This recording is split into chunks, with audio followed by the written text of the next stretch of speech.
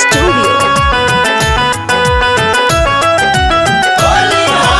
आई गेलो फागुन के महीना माजी भौजी रंगबो तोहर खजाना मा। आई गेलो फागुन के महीना माजी भौजी रंगबो तोहर खजाना मा। रंगबो तोहर खजाना मा भौजी रंगबो तोहर समाना मा। रंगबो तोहर समानवा भौजी रंगबो तोहर समानवा। अरे लाल पियर अरे लाल पियर करबो तोहर जो बनावा जी भौजी रंगबो तोहर खजाना मा। अरे लाल पियर करबो तोहर जो बनावा जी भौजी रंगबो तोहर खजानावा।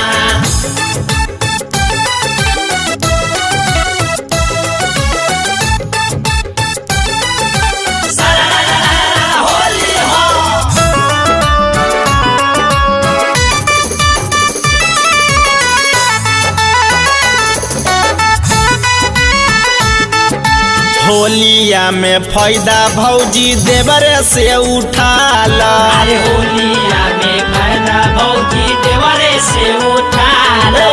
गोबर माटी रंगवा भौजी चोली में लगाला। अरे गोबर माटी रंगवा भौजी चोली में लगाला। होलिया में फायदा भौजी देवरे से उठाला। गोबर माटी रंगवा भौजी चोली में लगाला। चीखे